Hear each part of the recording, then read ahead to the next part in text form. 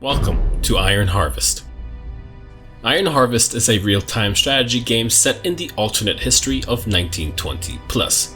In this video, we are going to teach you the basics to become a feared commander for one of the game's three factions: Polania, Rusviet, and Saxony.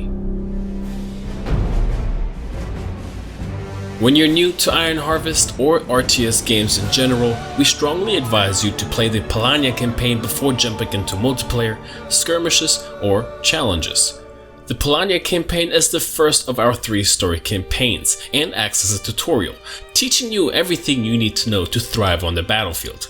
Like all our campaigns, you can play it alone or in co-op. Skirmishes are individual matches you play against the AI. You can customize the game to your desired difficulty, the map, and even starting resources. Challenges are tough missions with special gameplay twists. Usually you need to play a challenge multiple times to master it and earn all the reward milestones. Multiplayer matches you against other players in nail-biting battles with up to 6 players. We add new maps and gameplay modes constantly, so make sure to check out what is new on a regular basis. Let's jump into the middle of the Polania campaign. In any mission, you'll find all your units at the bottom of the screen. Each mech, hero, and soldier squad with up to 5 members has its own card. On the card, you can see the status of the unit. You can select units by clicking on the card and jump to them by double-clicking. Right next to the unit cards, you can see all the actions and special abilities the selected unit can perform. The minimap on the left gives you a good overview and makes it easy to give units movement orders over long distances. Pressing the M key allows you to open a bigger version of the map. To build or repair units, you need 2 resources: iron and oil.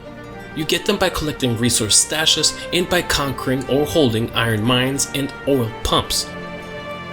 You can build units in barracks and workshops, upgrade them to get access to better units, and to expand your maximum army size.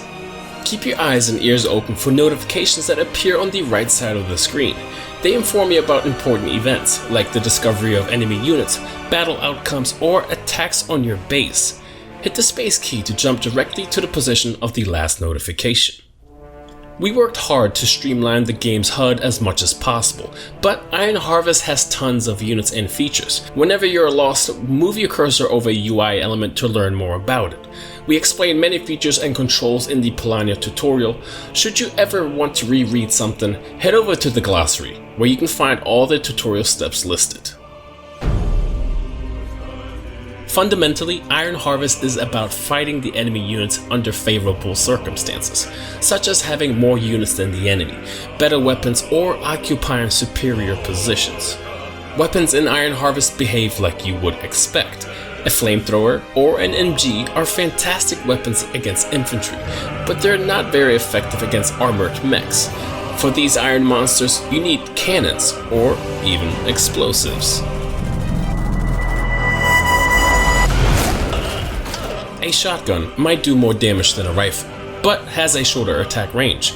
Thankfully, in Iron Harvest, each infantry unit can equip weapons and also equip weapons of infantry that were eliminated in battle. Switching weapons and making sure to use the right weapon against the right kind of enemy is essential.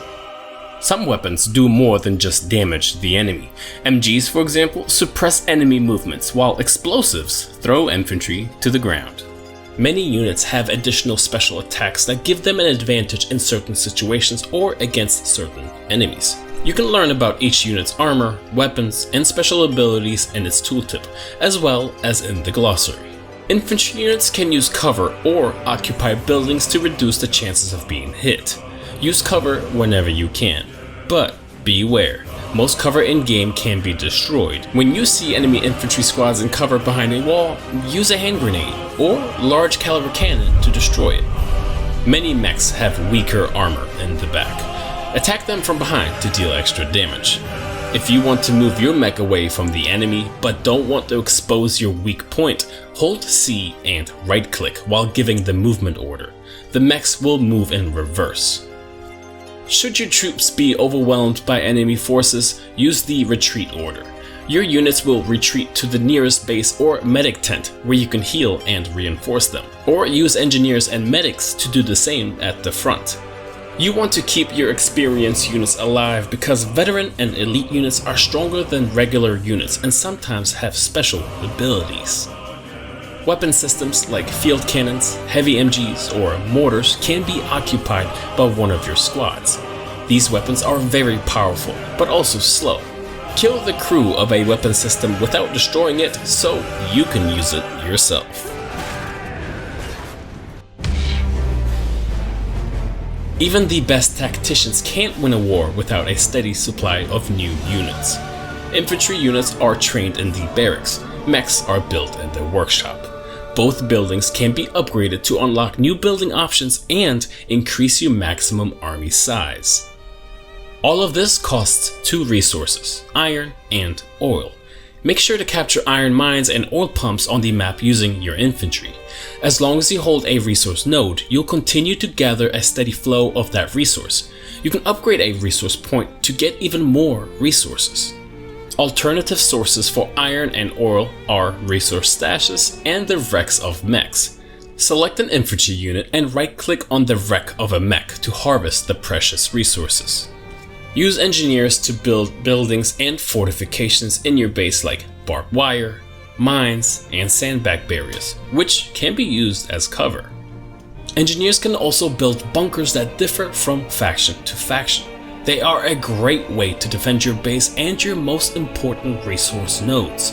Hold the left mouse button when you place a building to orient the building any way you like. This is particularly important when placing bunkers, because not all bunkers can defend themselves in all directions. When you order infantry units to occupy a bunker, you can offset its weaknesses in terms of range, fire cone, or preferred armor type. The HQ is where you build hero units and order reinforcements during skirmishes and multiplayer battles. In most cases, when you lose your HQ, the game is over.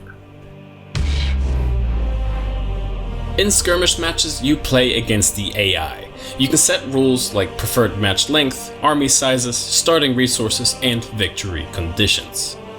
In the standard skirmish and multiplayer modes, your goal is to reach a set number of victory points before your enemy does. You gain victory points by capturing and holding strategic positions, which are flags. As long as you control more of these flags than your opponent, the victory points keep coming in. The longer a player holds a flag, the more bonus points accumulate.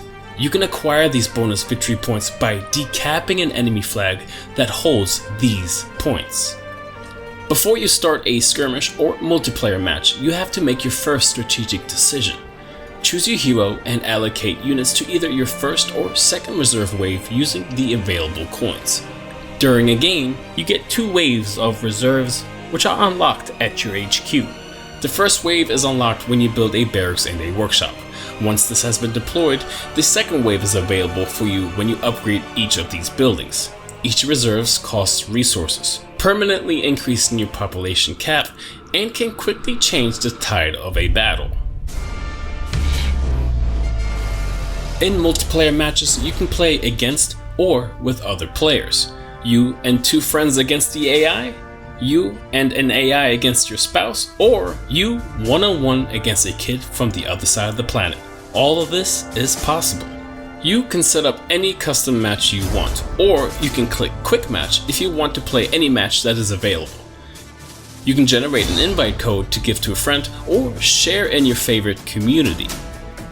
When you play ranked matches, your multiplayer progress is saved, and the game tries to find suitable opponents for you based on your performance. Keep an eye open for free multiplayer maps, tournaments, and other events after launch. While playing the game, you have the opportunity to unlock achievements, level up your profile, and unlock cool rewards like skins, new avatar portraits, loading screen artwork, and much more. By replaying campaign missions with added goals and/or by acing challenge maps, you can prove your mastery. Also, your skills and determinations will come in handy on your own season tree. Here, dozens of challenges await you, each unlocking a reward. If you manage to complete all the challenges in a week, you'll be awarded a prize. But That's not all.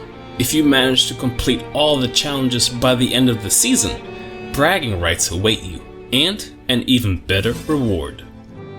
Iron Harvest is a living, breathing game, and our fans are the heart of it.